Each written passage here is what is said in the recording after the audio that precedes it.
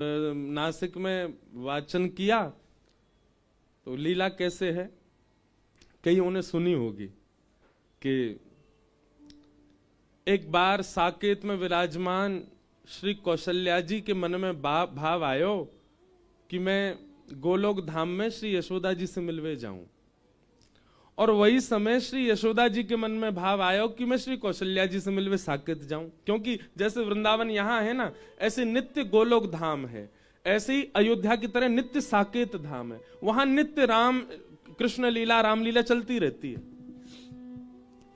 अब हमारे ब्रज के रसिक जन तो कहमे कि गोलोक धाम कहीं आकाश में नहीं है, यही वृंदावन को भजते भजते भजते भजते निज वृंदावन में प्रवेश है जाएगा, वही गोलोक धाम है। मतलब हमें ये संसारवाद दिख रहा है, हमें कचौरी दिख रही है, लस्सी दिख रही है, हमें गरी दिख रही है, हमें घूमते फिरते इंसान दिख रहे हैं, ये अभी वृंदावन है। लेकिन यही को भजते भजते भजते भजते एक समय ऐसी स्थिति आएगी कि यही वृंदावन निज वृंदावन में परिवर्तित हो जाएगा। वह निज वृंदावन में प्रकाश लाइट नहीं है, वह निज वृंदावन में आधुनिक कोई वस्तु नहीं है, उस निज वृंदावन में संसार के लोग नहीं है। वह निज वृंदावन में श्री बिहारी जी मूर्तिमंत होके नहीं खड़े, निज वृंदावन में बिहारी जी भी चलते फिरते दिखाई देंगे। निज वृंदावन में श्री राधा रमन जी को दर्शन करवे जाओगे तो आज राधा रमन जी ऐसे खड़े हैं, पर निज वृंदावन में जब राधा रमन जी को दर्शन करोगे तो कहो तो अपने सिंहासन पे और पाम लटका के बैठे होंगे, और आपकी जाति पूछेंगे अरे खारियात आओ काले क्या आओ मेरे काजी। निज वृंदावन में तो सचल श्री ठाकुर जी के दर्शन है। निज वृंदावन में श्री हरिदास जी महाराज, हितवंश महाप्रभु, रामानुज स्वामी जी महाराज, रामानंदाचार्य जी, भक्तिमती मीराबाई, सूरदास, कुमन, ये सब हैं वहां आज भी। वही निज वृंदावन श्री गोलोक धाम है। तो एक दिन साईं को मानसी में दर्शन हुआ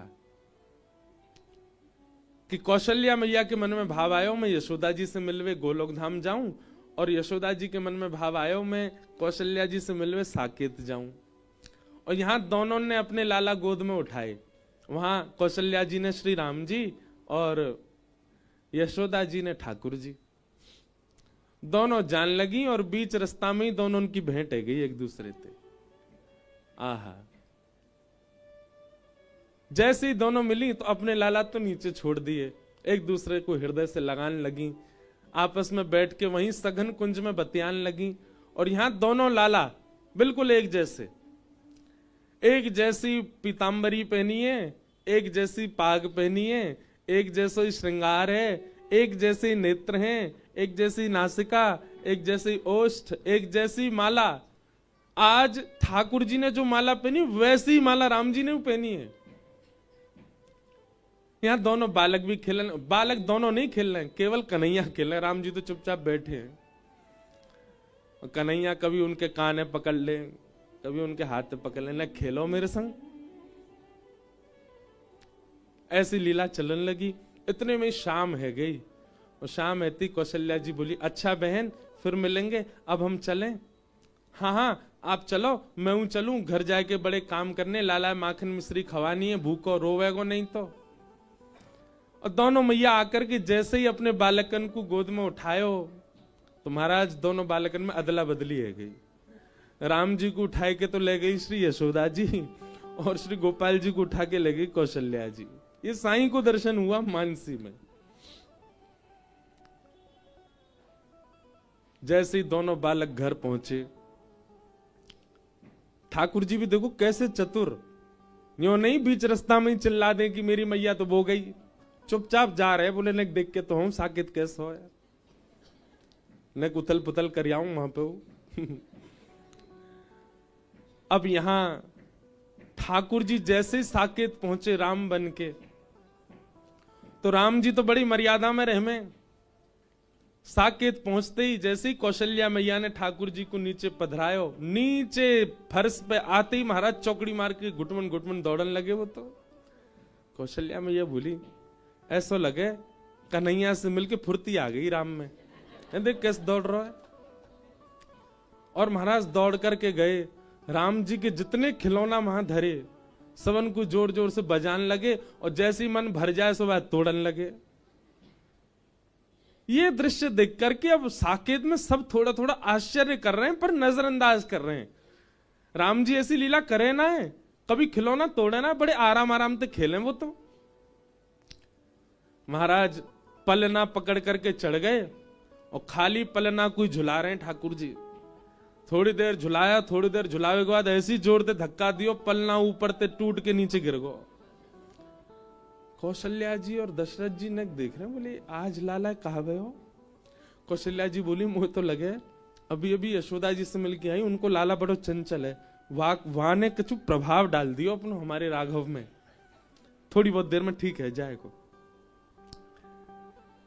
दशरथ जी ने आवाज लगाई, सुनो राघव, प्रसाद पावे को समय है क्यों, चलो जल्दी आओ। राम जी को नियम है, एक चौकी पर दशरथ जी बैठे, छोटी चौकी पर छोटी थाली में राम जी प्रसाद पावे। लेकिन वहां नंद भवन में ठाकुर जी को नियम है कि जा थाली में नंद बाबा पा रहे हैं वही में पामेंगे, और नंद बाबा की गोद में ही बैठ के पामे।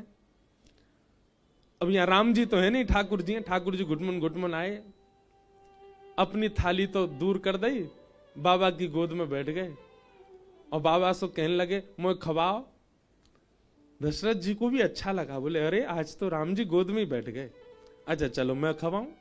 हाँ बाबा, थोड़े थोड़े तिनका उठा उठा करके मुख में दें।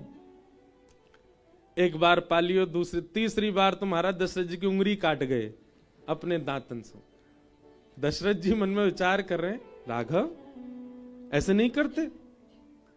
इतने में ही तो ठाकुर जी ने कड़ी लाई हाथ में, और एक हाथ में लाई खीर, और दशरथ जी की पूरी दाढ़ी में लगा दी हो, ऊपर से नीचे तक पूरा डाई कर दी महाराज। पीरे पीरे दशरथ जी पूरी नीचे तक फैल गए।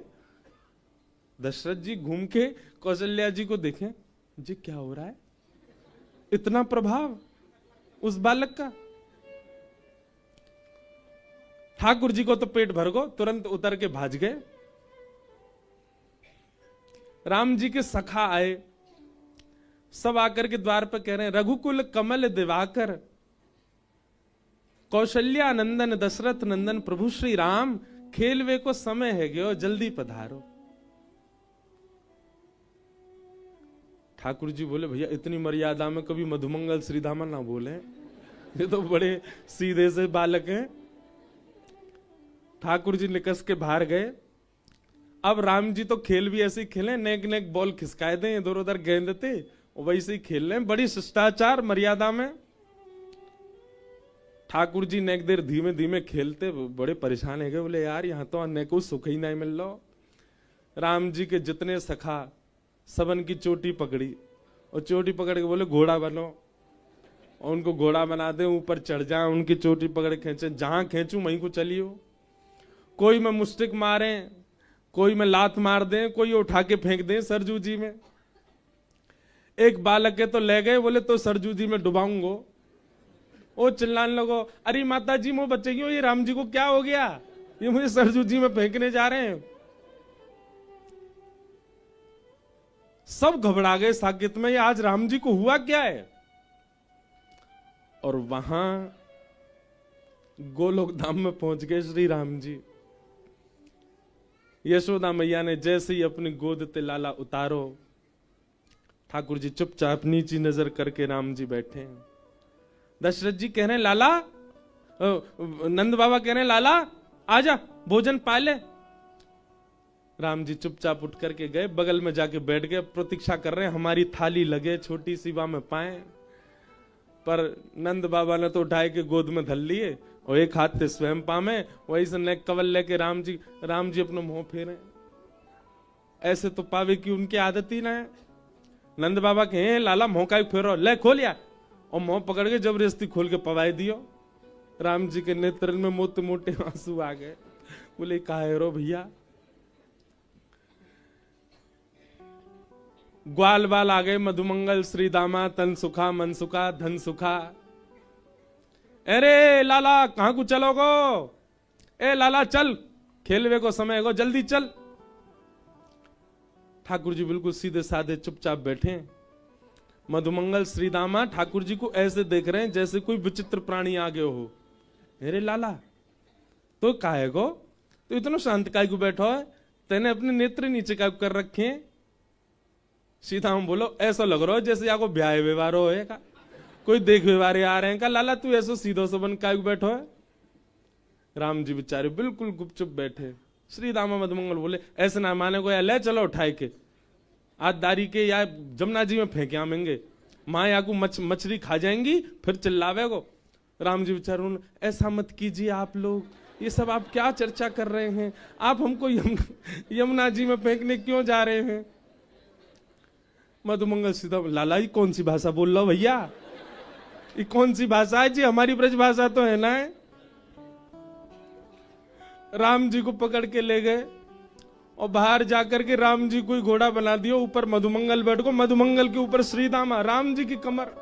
अरे भैया एक ही बैठ जाओ। श्रीदामा पकड़ के लाला ले गयो। यशोदा मैया ये छोरा का है गो हमारे, जन कौन सी तो भाषा बोल लो समझ में ही ना आ रही है हमारे, ना ऊधम मचा रहो ना खेल लो, रो ही रो तब, और रो भी आवाज नहीं निकाल रहे, केवल आंसू निकल रहे हैं आके। यशोदा मैया तुरंत बैठी और बैठ करके श्री राम जी के नेत्रों में देखने लगी तो राम जी नीची नजर करके खड़े।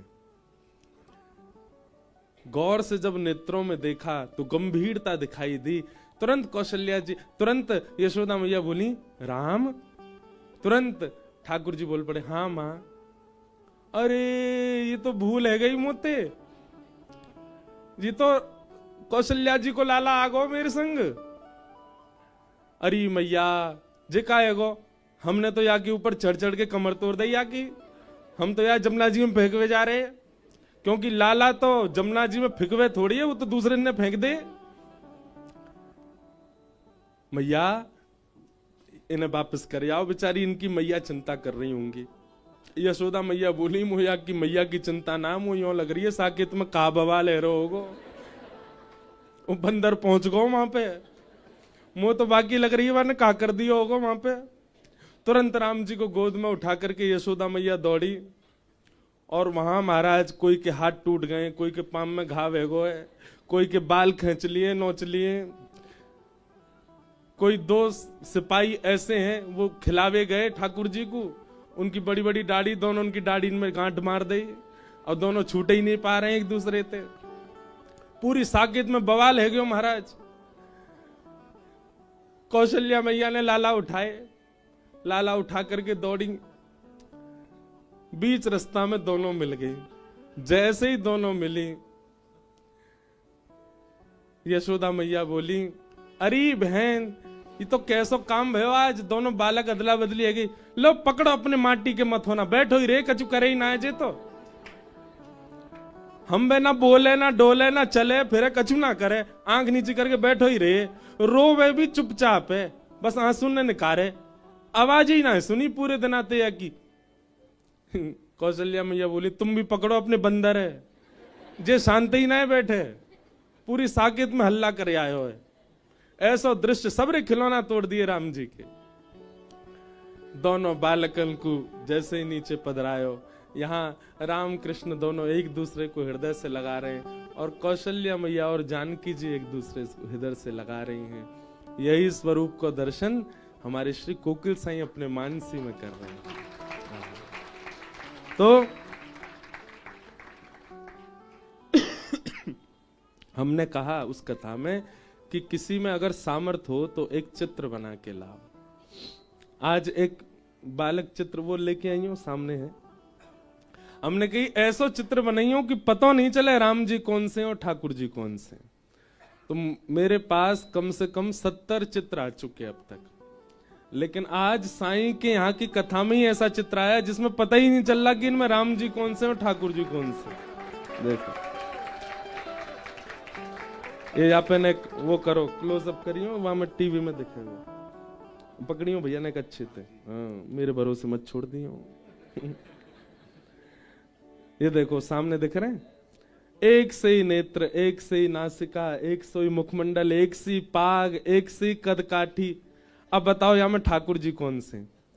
ठाकुर जी वो हैं जिनने कंधा पे हाथ धर रखो है। क्यों? राम जी तो बेचारे सीधे ही खड़े रहेंगे, ठाकुर जी हैं खींच रहे हैं उनको अपनी ओर। तो इतने दिनों से चित्र बन रहे थे, जितने भी बालकों ने दिए हमको, सबके चित्र बहुत सुंदर, एक से एक अद्भुत। पर हमने कही थी जैसे साईं को दर्शन हुए कि राम कृष्ण में भेद ही नहीं पता चल रहा है, वो चित्र आज साईं की कथा में ही आया है। तो हमारी तरफ से आज ये साईं को ही भेंट है, उन्हीं की लीला की कथा उन्हीं को ही भेंट कर रहे हैं। बोलो मिथिले बाबल साईं अमा की। ऐसे हमारे साईं, उनके मानसी के भाव, कभी किसी ने सोचा भी नहीं कि रामकृष्ण भी मिले, पर साईं ने विचार किया। तो धन्य है कि हम इस आंगन में बैठे हैं, उस महापुरुष के आंगन में बैठे हैं जो ऐसे भाव रखते थे ठाकुर जी के प्रति। और ये गोपनीय है। आज वृंदावन में इतने वर्षों से ये स्थान है, वृंदावन के लोग नहीं जानते। हमको इस कथा के लिए, प्रचार के लिए कोई ऐसा नहीं है कि इसीलिए गोपनीय, क्योंकि प्रेम जितना गोपनीय रहा जाए उतना बढ़े।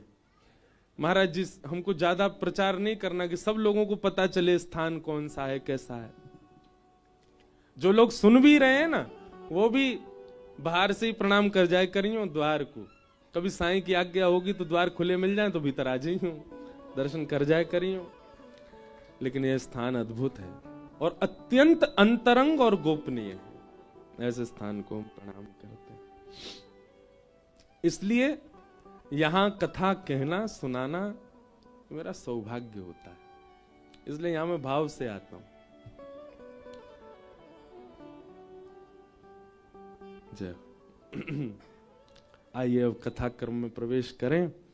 कल हम लोगों ने श्रीमद् भागवत जी के 3 मंगलाचरणों का श्रवण किया।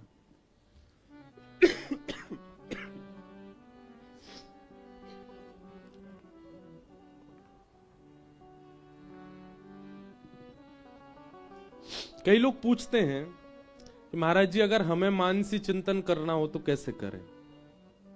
बहुत ध्यान से सुनो। सबसे पहले तो एक प्रातःकाल ब्रह्म मुहूर्त उठने का नियम रखो। दूसरा, स्नान आदि करने के बाद अपने गुरुदेव के मंत्र का जाप करो और बहुत निष्ठा से, उत्साह से होना चाहिए। वो जबरदस्ती वाला नहीं होना चाहिए कि अरे 4 बज गए उठना पड़ेगा, नहाना पड़ेगा। उसमें उत्साह दर्शन होना चाहिए। उत्साह कब मानो कि बिना अलार्म के 4 बजे उठ गए, उसको उत्साह माना जाता है। उत्साह में करना है। अपने गुरु मंत्र का जाप करो। आदि आदि करने के बाद में ठाकुर जी जो आपके सेवा के, उनको शयन में ही रहने दो। उन्हीं के सामने बैठ के अपने हाथन में थोड़ा इत्र अंकित करके और ब्रजरज को तिलक आदि करके, जो भी आपके संप्रदाय को भाव है वो करके, फिर नेत्रबंद करके सघन कुंज को स्मरण करो। कुंज को स्मरण करो, नदी को स्मरण करो, पर्वत को स्मरण करो। क्योंकि ब्रह्म मुहूर्त है, इसका मतलब है रात्रि का ही स्मरण होना चाहिए कि चंद्रमा की थोड़े थोड़े प्रकाश में सब कुंज दिख रही है आपके मानसी में। और मानसी में जाते ही सबसे पहले यह भाव रखना है कि आप ठाकुर जी की एक सहचरी हैं, सखी। आप पुरुष हैं तब भी आपको सखी भाव ही रखना है कि आप सहचरी हैं।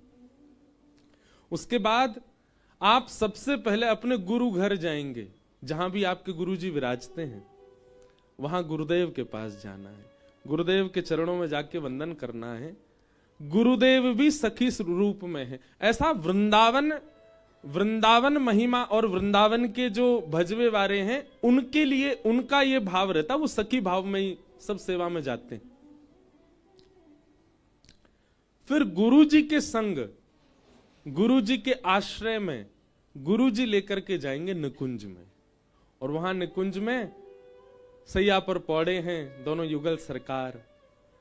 आप उस भाव से गुरुदेव के साथ जाएंगे कि किसी भी प्रकार से दोनों युगल सरकार को पीड़ा ना हो, कष्ट ना हो।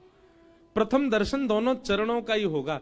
सैया पर लेटे हैं पर मुख नहीं दिख रहा है, केवल चरण दिख रहे हैं। धीमे धीमे कोई राग गा करके गुरुदेव उनको उठा रहे हैं। फिर बाल भोग हुआ। बाल भोग के बाद फिर मार्जन आदि करके स्नान आदि हुआ। अब ठाकुर जी लीला में प्रवेश कर रहे हैं। अब बाद में जो मन में भाव आए उस लीला में प्रवेश कर जाएंगे। पर ये इतना सरल नहीं है जितना हम सुना रहे हैं। इसके लिए पहले बहुत लीलाएं श्रवण करनी पड़ेंगी। इसके लिए पहले बहुत भाव में प्रवेश करना पड़ेगा। इसके लिए पहले बहुत रसिक जनों की सेवा और ब्रज रज की उपासना करनी पड़ेगी। ब्रज रज की सेवा से ब्रज रस प्राप्त होता है, बिना रज के रस नहीं मिलेगा। लोग उसको सामान्य मिट्टी मान लेंगे तो कभी रस में प्रवेश नहीं कर पाएंगे। आपका भले ही रामानुजी तिलक है, आप रामानंदी हैं, अपने तिलक में भी थोड़ी रज तो मिलाओ, तिलक करो। रज रज आपके अंग पर होनी चाहिए।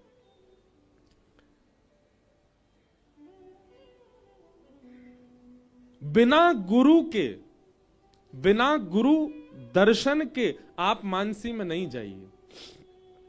आप सीधे स्मरण कर लेंगे कि सघन कुंज है, यमुना जी बह रही हैं और वहां पर प्रियालाल जी दोनों लीला कर रहे हैं, तो आपको वह दिख सकता है जो नहीं दिखना चाहिए। लेकिन अगर आपके गुरु उस लीला में विराज रहे हैं, एक सखी रूप में या फिर सामान्य गुरु रूप में वे विराज रहे हैं, एक वृक्ष के नीचे गुरुदेव बैठे, ऐसी भावना हो जाएगी तो फिर लीला में जो अपराध बनना होगा वो नहीं बनेगा गुरु कृपा से।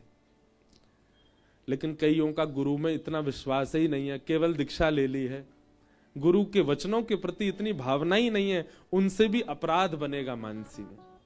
और एक बात हमारी हाथ जोड़ के सुन लीजिएगा, मानसी में यदि एक अपराध बन जाए तो वर्ष भर तक या 6 महीने तक पुनः मानसी में नहीं जाना है।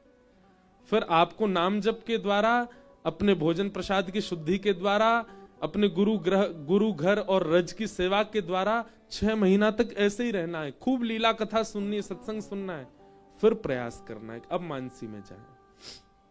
फिर आपको भी ऐसे, इतना सरल नहीं होता है।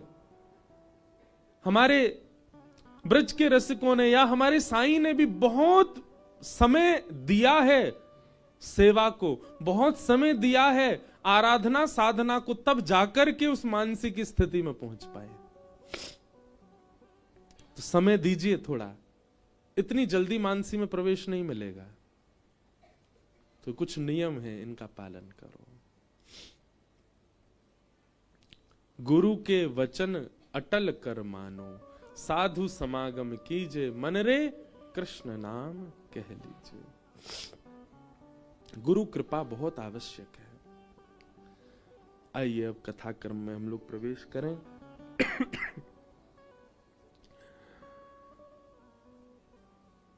सवै पुंसां परो धर्मो, यतो भक्ति यदोक्षजे, अहैतुक्य प्रतिहता, ययात्मा संप्रसीदति। बहुत सावधानी से सुनो। सवै पुंसां परो धर्मो, यतो भक्तिर अदोक्षजे। सभी प्राणी का परम धर्म क्या है? धर्म क्या है? पूजा करना। और परम धर्म क्या है? वही पूजा सेवा में परिवर्तित हो जाना। वृंदावन वासी पूजा नहीं करते, वृंदावन के उपासी सेवा करते। पूजा और सेवा में अंतर क्या है? पूजा अपनी मनोकामना के लिए होती है और सेवा ठाकुर की राजी के लिए होती है, ठाकुर की प्रसन्नता के लिए होती है। वृंदावनवासी पूजा नहीं करते, वृंदावनवासी सेवा करते हैं। बिहारी जी की पूजा नहीं होती। लोग कहते हैं हम पूजा करवे जा रहे हैं बिहारी जी, तो सुनने में ही अटपटा सा लगता। बिहारी जी की और पूजा, बिहारी जी की पूजा ना होवे, बिहारी जी की सेवा होवे, राधा रमन जी की सेवा होवे, गिरिराज जी की सेवा होवे, राधा वल्लभ जी की सेवा होवे, पूजा नहीं। कान पकड़ के कहें, पूजा ब्रज से बाहर ही रहती है, यहां तो सेवा रहती है, यहां तो सेवा होती है ठाकुर जी की। और सेवा में अपनी इच्छा प्रधान होती ही नहीं है, अपने सुख का विचार होता ही नहीं है, वहां केवल ठाकुर के सुख का विचार किया जाता है। इसलिए हमारे वृंदावन की रीति में ऋतु के अनुसार ठाकुर जी को वस्त्र पहनाएंगे, ऋतु के अनुसार इत्र की सेवा करेंगे, ऋतु के अनुसार ठाकुर जी के अब फूल बंगले अब नहीं बनेंगे बिहारी जी में। क्यों? क्योंकि शीतकाल आ गया। ठाकुर जी को पुष्प का बंगला नहीं बनेगा। क्यों? ठाकुर जी को सर्दी लग जाएगी। मंदिरों में आप जाएंगे, थोड़ी और सर्दी बढ़ेगी तो अंगीठी रखी जाएगी, उसमें कोयला रख करके सुरघाए जाएंगे। क्यों? ठाकुर जी ताप रहे हैं। ये पूजा में नहीं होता, ये सेवा में होता है। कई भाव ऐसे हैं। अब हम नाथ द्वार में श्रीनाथ जी पीछे विराज रहे हैं, श्रीनाथ जी की सेवा में मिश्री भोग रखा जाता, तो मिश्री ऐसे नहीं रखी जाती हमारे यहां जैसी मिश्री होती है। वो मिश्री कैसी होगी? बिल्कुल गेंद की जैसी, जैसे बॉल होती है ना, ऐसी बिल्कुल चिपटी मिश्री होगी। तो हमने पूछे, मैंने ऐसी मिश्री काहे को? तो कहें, बोले 3.5 बरस के लाला हैं, अब 2 दांत आए हैं, 4-5 आए नहीं है, तो ठाकुर जी को खुजली होती है अपने मसूड़ा में, तो ऐसे मिश्री गेंद की सी उठामे और हम करके अपनी मसूड़ा की खुजली मिटा ले, तो ये हमारी ऐसी मिश्री। अब ये पूजा में नहीं होता, ये सेवा में होता है। आज भी नाथ द्वार में श्री ठाकुर जी 6:30-7 बजे तो शयन हो जाएगा। क्यों? क्योंकि ठाकुर जी कलयुग के प्रभाव से 10 बजे शयन नहीं करते। वहां की मान्यता ऐसी, बोले जब नंद यशोदा का काल था तब 6-7 बजे ही सो जाते थे, इसलिए ठाकुर जी को शयन उतने बजे ही होगा, 4 बजे उत्थापन मंगला हो। किसी ने मुझसे कही थी ये बात, बोले महाराज जी हम नाथ द्वार गए, वहां सुबह 5:30 बजे, 4:30-5 बजे मंगला हो गई ठाकुर जी की। वृंदावन में भी कई मंदिरों में इतनी जल्दी मंगला हो जाती है। हमारी आपकी तरह आलसी जीव थोड़े ही हैं ठाकुर जी, हमारी आपकी तरह रात भर व्हाट्सएप थोड़ी चलाना है। मधुमंगल ने कहा भेजो श्रीदामा ने कहा शेयर कियो मोए ठाकुर जी तो शयन में चले जाएं 9:30-10 बजे के बाद। कई भाव हैं, कई जगह भाव है शयन में जामे, कई जगह भाव है ठाकुर जी रास में गए। और क्योंकि 4-4:30 बजे यशोदा मैया की नींद खुल जाए तो मैया देखवे आवे लाला को, तो कई जगह रास के पदों में भी ऐसा भाव है कि भोर होत ठाकुर जी रास से भागते हैं। क्यों? यशोदा मैया जाके चद्दर टटोलेगी, कहां गए हो लाला, तो यशोदा मैया उठे उससे पहले आके ठाकुर जी चद्दर ओढ़ के पड़ जाए। अब देखो यहां दूसरा भाव, जिन मंदिरन में सवेरे 4 बजे मंगला है रही है, वहां को भाव यह कि यशोदा मैया ने आके चद्दर उघार के देख ली है कि लाला सो रहा है कि नहीं। लेकिन ठाकुर जी तो तब ही आए सोवे, रात भर तो रास कियो है, तो तब आए सोवे, तो उघार के देखो तो कई मंदिरन में मंगला है गई, लेकिन बिहारी जी की मंगला होवे 8 बजे। अब जब आई 4 बजे तो 8 बजे तक सोएंगे, या हमारे मंगला बिहारी जी की जो है वो 8 बजे है करके या बात की सिद्धि करे। बाकी मंदिरन में मंगला है गई, मतलब यशोदा मैया ने देखे हैं ठाकुर जी चदरिया हटाए के, और उठे कब हैं? बोले जब बिहारी जी की मंगला है भैया, इतनी देर ठाकुर जी शयन नहीं कर रहे। ऐसे सब एक से एक कड़ियां जुड़ी हैं, सब भाव जुड़े हैं वृंदावन के। वृंदावन में पूजा नहीं होती, वृंदावन में सेवा होती है।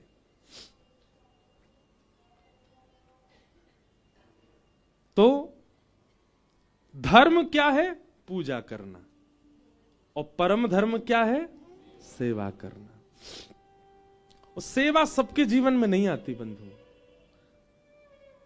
सेवा भी भाव वाले के जीवन में ही आती है। आपके चाहने से सेवा नहीं आएगी, ठाकुर जी के चाहने से सेवा आती है। अच्छा, आपके चाहने से ठाकुर जी आ जाएंगे, पर वो सेवा का विस्तार ठाकुर जी की कृपा से होता है। उसके लिए किसी किसी को खूब तड़पना भी पड़ता है, पर ठाकुर जी करते हैं कभी ना कभी अनुग्रह। तो सबई पुंसाम परो धर्मो, यहां की कथा वृंदावन परख ही हो रही है, तो संपूर्ण भागवत के अर्थ भी वृंदावन परख ही हो रहे हैं, इसलिए उस भाव से सुनिएगा। सबई पुंसाम परो धर्मो यतो भक्तिर अदोक्षजे अहैतुक्य प्रतिहता। सभी प्राणी मात्र का परम धर्म क्या है? अहैतुकी ठाकुर जी की भक्ति करना। अहैतुकी भक्ति मतलब सेवा, अहैतुकी भक्ति। अहैतुकी भक्ति का दूसरा रूप क्या होता है? चाहे जीवन में जो हो जाए पर हमारी सेवा ना रुके, चाहे हमारे जीवन में जो हो जाए पर हमारी सेवा होगी, हमारा सेवा भाव रहेगा। घरों में क्या होता है? मोस्टली घरों में 3 दिन का ब्याह आ रहा है घर में, चाचा के यहां, ताऊ के यहां, क्या करेंगे? ठाकुर जी के आगे चना चनोरी धर दे, ठाकुर जी के आगे मिश्री धर दे, 4 दिन यही से काम चलाओ, हम जा रहे हैं ब्याह में। सेवा वाले ऐसे नहीं होते। सेवा वाले तो ठाकुर जी की सेवा करेंगे, चाहे कितनों ब्याह हो, और स्वयं का ही ब्याह है तो किसी और को सेवा दे के जाएंगे, पर सेवा नहीं रुकती ठाकुर जी की। वो तो जिस प्रकार घर के सब सदस्य वैसी सेवा है ठाकुर जी की, उसी को ही अहितु की भक्ति कहते हैं। और अहितु की भक्ति करने वाले के लिए ही यहाँ सूत जी महाराज कह रहे हैं वही परम धर्म है। सवई पुंसाम परो धर्मो यतो भक्त अदोक्षजे अहितुक्य प्रतिहता ययात्मा संप्रसीदति।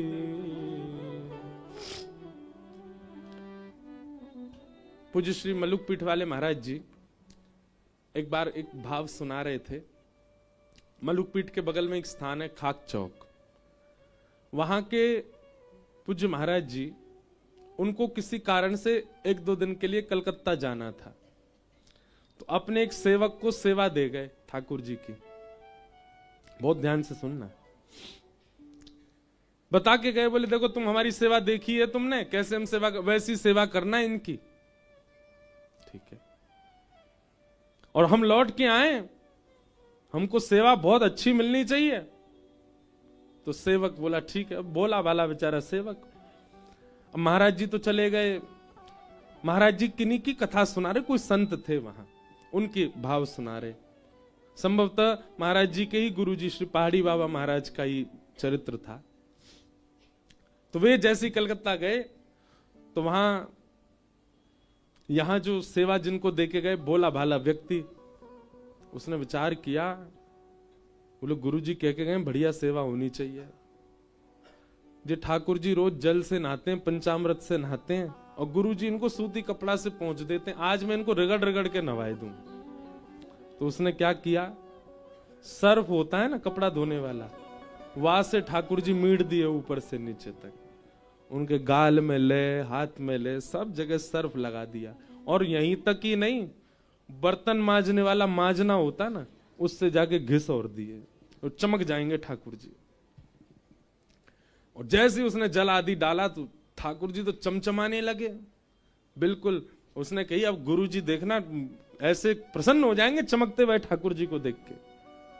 पर वहां दूर देश में बैठे महाराज जी रात्रि में जैसे सोए तो उनको श्री रामचंद्र जी के गाल पे घाव दिखाई दिए, हाथ में घाव दिखाई दिए, वक्ष में घाव दिखाई दिए। स्वप्न में ऐसे ठाकुर जी दिखे, तुरंत दौड़े वृंदावन के लिए। वापस वृंदावन आकर के जब ठाकुर जी को देखा, ठाकुर जी चमक रहे हैं बिल्कुल मंदिर में, अपने सेवक से कहा तुमने सेवा करी? बोले गुरु जी देखो कैसे चमक रहे हैं ठाकुर जी, आपकी सेवा से भी नहीं चमके इतने तो। वो सही बताओ तुमने क्या किया? बोले हमने ठाकुर जी को नवाया। बोले सच बताओ, थोड़ा क्रोध करके पूछा तो बताया कि हमने तो सर्फ से नवाए ठाकुर जी। महाराज जी के नेत्र सजल हो गए। फिर 15 दिन तक, जब तक ठाकुर जी पुनः स्वप्न में नहीं आ गए, तब तक रोज लेप बनाते, और लेप बना करके ठाकुर जी के श्री अंग पर लगाते, और नित्य औषधि बना करके ठाकुर जी को पिवाते प्रसाद में। 15 दिन तक जब ये क्रम करते रहे, 15 दिन बाद जब ठाकुर जी स्वस्थ होकर के उनको स्वप्न में दर्शन दिया, तब लेप लगाना और औषधि पिलाना विश्राम किया। और फिर समझाया ये पाषाण तुम्हारे लिए हैं, परंतु ये साक्षात ठाकुर जी हैं। हम इनकी सेवा करते हैं, हम क्या भाव रखते हैं वैसा ही क्रम हो जाता है हमारे साथ। हमने कितनी बार अनुभव किया हमारे लाल जी का।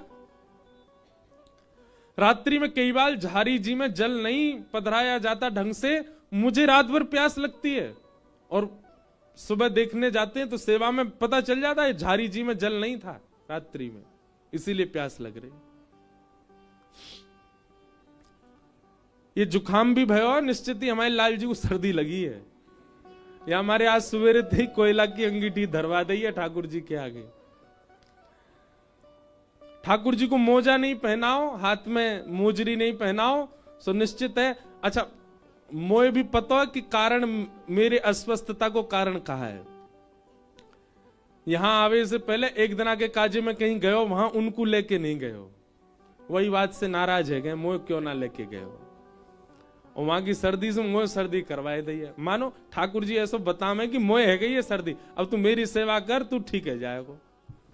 कितनी बार ऐसा हुआ, औषधि नहीं ली, ठाकुर जी की सेवा में परिवर्तन कर दिया, उसी से स्वस्थ हो गए। तो क्योंकि वो पाषाण नहीं है, प्रत्यक्ष है। अहेतुक की सेवा करने वाले को अनुभव होने लग जाता है। अहेतुक्य प्रतिहताय आत्मा संप्रसीदति। तो परम धर्म क्या है? न विच्छिन्न होने वाली भक्ति ठाकुर जी के प्रति,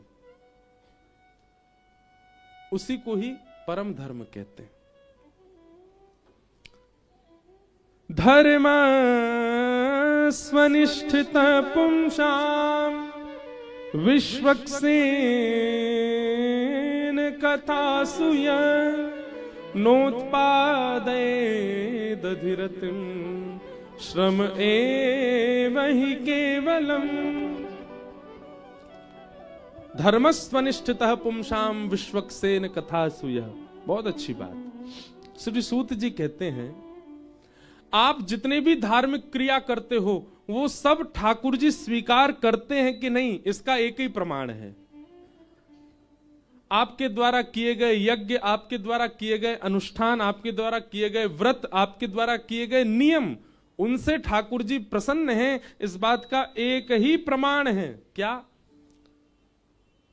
नोत्पादये दधिरतिम श्रम एव हि केवलम धर्मस्वनिष्ठितः पुंसाम विश्वक्सेन कथासुय।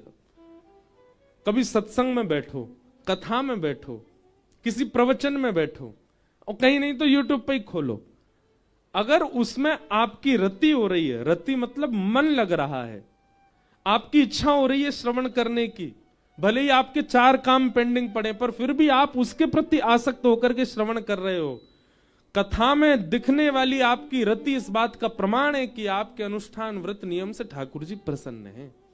और अगर कथा में रति नहीं है, कथा में इच्छा नहीं, कथा में प्रसन्नता नहीं, कथा में मन नहीं, तो इसका मतलब आप जो कर रहे हैं वो केवल कर रहे हैं, श्रम एव हि केवलम, केवल श्रम है, केवल परिश्रम है, ठाकुर जी उससे प्रसन्न नहीं है।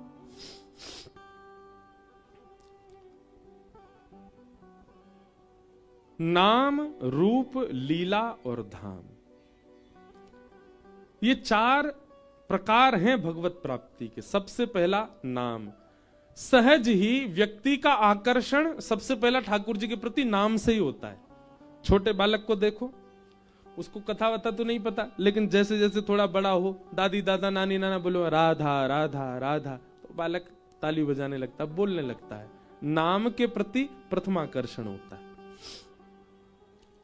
दूसरा आकर्षण होता है रूप के प्रति। बच्चे धीरे धीरे माता पिता के साथ, दादी दादा के साथ मंदिर जाते हैं, ठाकुर जी को देखते हैं, कौन है? जय जय जय जय। फिर उनको देखते हैं, उनके रूप के प्रति आकर्षण होता है। और फिर धीरे धीरे लीला के प्रति, अब उनको धीरे धीरे कथा में लाना प्रारंभ किया जाए। और फिर कथा के बाद आकर्षण बनता है धाम के प्रति। ये तो बालकों का प्रकार बताया, पर बड़े लोगों के लिए भी यही है। सबसे पहले नाम। नाम इतना जपा जाए, नाम जप इतना किया जाए कि उस नाम जप के प्रभाव से आपके नेत्र बंद हैं और आपके चित्त में ही रूप प्रकट हो जाए। किशोरी जी का, ठाकुर जी का, सहचरियों का, सखियों का, सखाओं का रूप प्रकट हो, और उनका स्वरूप प्रकट ना हो तो कुछ भी अंग प्रकट हो जाए, हस्तकमल ही प्रकट हो जाए, चरण कमल ही प्रकट हो जाए, कोई वस्त्राभूषण ही प्रकट हो जाए, कुछ तो प्रकट हो नाम के प्रभाव से। नाम जप करने वाले लोग बहुत ध्यान से सुनिएगा, नाम जप करने के पीछे उद्देश्य होना चाहिए, नहीं तो नाम जप में मन भटकेगा। आप उद्देश्य क्या रखो, हम सीधा उद्देश्य रखते हैं श्यामा श्याम, नहीं होगा इतनी जल्दी। पहले कोई आकार ही रखो। मान लो मुझे एक चूड़ामणि दिख जाए श्री जी की, इसी उद्देश्य से ही नाम जप करो। धीरे धीरे आपका मन ही चूड़ामणि का निर्माण करने लगेगा, और कभी ना कभी किसी रसिक के द्वारा आप किसी प्रवचन में सुनेंगे तो जैसी चूड़ामणि आपको दिखी वैसे ही चूड़ामणि का वो वर्णन कर रहे होंगे। आप जैसी चुनरी का भाव रख करके नाम जप करोगे, कभी ना कभी आपको किसी प्रवचन पद कहीं ना कहीं वैसी चुनरी का वर्णन मिल जाएगा। नाम जप में किसी अंग की, किसी भाव की, किसी श्रृंगार के दर्शन का उद्देश्य लेकर के बैठो नाम जप में, तो नाम से क्या प्रकट होगा? रूप। फिर इस रूप को, जिसको आपने कल देखा, भले ही वो हस्तकमल था, भले ही वो चूड़ामणि थी, भले ही वो चुनरी थी, भले ही वो ठाकुर जी की पीतांबरी थी, भले ही वो वंशी थी, उसका आप आनंद चिंतन करते रहो। कुछ दिन तक उसी भाव का चिंतन करते करते वही रूप और विकसित होने लगेगा, कुछ और भी दिखने लगेगा। नाम से रूप प्राप्त होगा और फिर धीरे धीरे रूप विकसित होते होते पूर्ण रूप नहीं दिखेगा, थोड़े थोड़े रूप उसी में ही बावरे है जाओगे, पूरा दिग्गो तो जन का ही होएगो, नेक में ही आनंद में चले जाओगे। मीराबाई का एक पद है, मैं गाऊंगा अभी थोड़ी देर में। जादूवर लागत है मोहे प्यारो। ठाकुर जी जादूवर है, वो एक उंगली ते उनके नख मात्र देखवे से हम पे जादू है जाएगा, पूरा दिख गए तो जन का होएगो। तो रूप जितना दिख जाए उसी का अनन्य चिंतन करने लग जाओ। धीरे धीरे धीरे धीरे उसी रूप से क्या होगा? लीलाएं प्रकट होने लग जाएंगी, लीला का भाव आने लग जाएगा। जैसे एक लीला प्रकट हुई थी कुछ समय पहले, कथा करते करते। कैसी लीला थी कि श्री ठाकुर जी और किशोरी जी आपस में छिप्पम छुपाई खेल रहे हैं। समझते हैं उसको? हमारे ब्रज में दुब का धाई भी बोलते हैं। क्या बोलते हैं आपके यहां? क्या बोलते हैं? छुपन छुपाई है। तो एक लीला प्रकट हुई। कैसी लीला? सब सखीन ने कही, हे श्यामा श्याम आज दुबका धाई खेलेंगे, हमारे ब्रज में दुबका धाई खेले। तो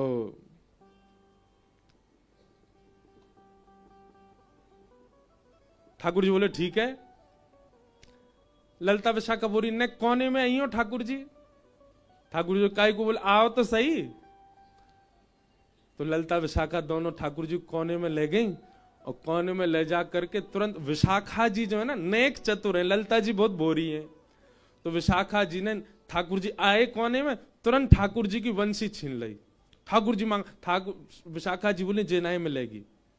बोले तो कैसे दोगी वंशी? तो ललिता विशाखा बोली एक काम करना पड़ेगा। कहा? बोले जब आप ढूंढवे जाओगे भले ही श्री जी दिख जाएं फिर भी उनको पकड़ोगे नहीं। विजय हमारी श्री जी की होनी चाहिए। डोलते रहियो पूरे वन में, भले तुम्हें पता चल जाए यहाँ सामाजू